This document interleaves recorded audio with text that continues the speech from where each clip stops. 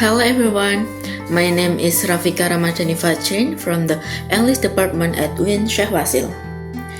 In this video, I'm going to discuss cross-cultural understanding with a specific comparison between Indonesian culture and Western cultures, particularly in terms of individualism versus collectivism and direct versus indirect communication styles. Before analyzing these differences, it is important to begin with a clear understanding of what culture is.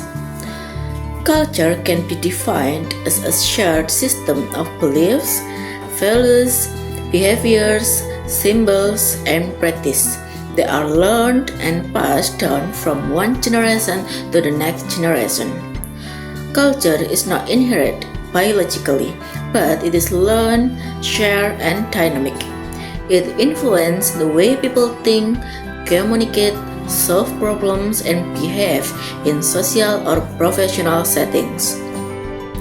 It is not only about knowing the differences, but also about understanding why they exist and how they affect communication. For English department students, this knowledge is highly important. When we learn English, we are not only learning vocabulary and grammar, but also interacting with a culture that is often very different from our own. Whether we become teachers, translators, international workers, researchers, or public speakers, we will eventually communicate with people who do not share the same cultural values as Indonesians.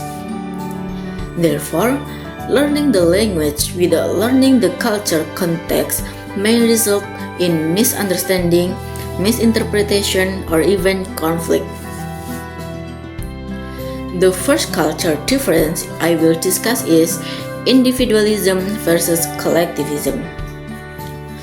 According to Geert Softidis' cultural dimension theory, Western societies such as the United States and the United Kingdom are categorized as highly individualistic cultures, while Indonesia is categorized as a collectivist culture.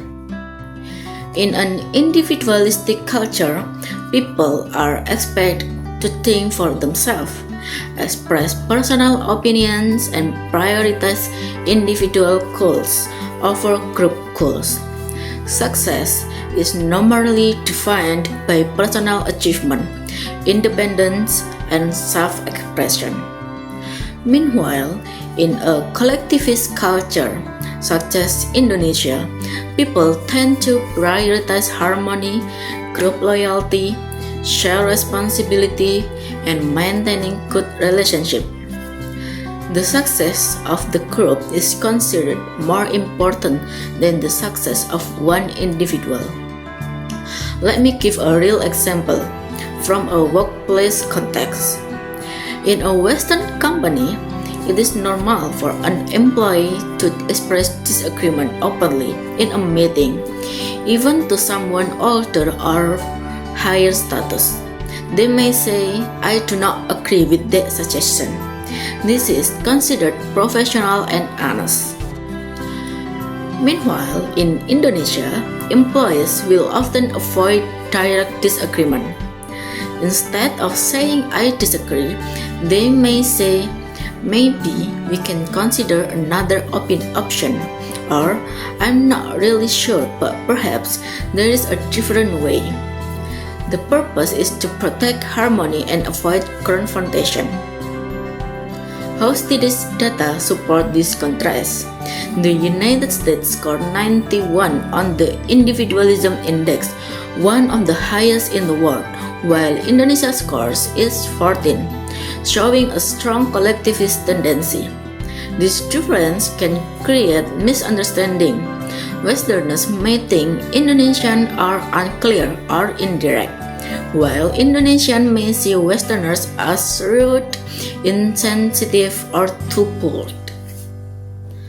The second culture difference is closely related, but now we focus on communication style, direct versus indirect communication. which can be explained using Edward T. Hall's high context and low context communication theory.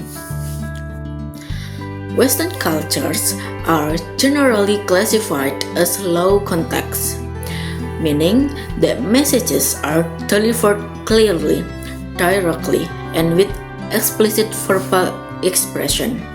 What is said is usually what is meant. People value clarity and efficiency. In contrast, Indonesia is considered a high context culture, where meaning is often communicated implicitly.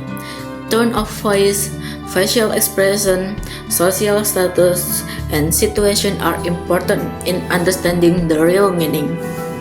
People may avoid saying no directly in order to maintain politeness or social harmony. Again, let me give an example from a professional workplace setting. In a Western business meeting, if a supervisor asks an employee, "Can you finish this report by tomorrow?" the employee will either answer, "Yes, I can," or "No, I cannot." A direct answer is seen as respectful and efficient. In Indonesia, if the same question is asked, the employee may respond, "I will try," "maybe," or "I think it is possible," even if the real answer is no. The purpose is not to lie, but to avoid disappointing the other person. However, for Western colleagues, this may create confusing or appear irresponsible because the message was not clearly stated. Therefore, while Westerners value clarity, Indonesians value politeness and relationship. Both are valid, but without cultural awareness, communication problems are very likely to happen. From these two examples, we can see that culture differences do not simply exist in lifestyle or tradition, but also in the visible patterns of thinking, speaking, and behaving. Failure to understand these differences may lead to miscommunication, negative judgment, or stereotype. For example, Westerners may think Indonesians are not confident, while Indonesians may think Westerners are too direct or maybe impolite. In reality, both are simply following the norms of their own culture. To conclude, culture shapes the way people communicate, decide, and behave. By comparing Indonesian collectivist and indirect communication patterns with Western individualist and direct communication patterns, we can understand that culture differences are not right or wrong. They are simply different. Through Hostiti's framework and Hall's theory, I have learned that effective cross-cultural communication requires awareness, respect, and adaptation, not judgment. As English department student, understanding culture is not optional.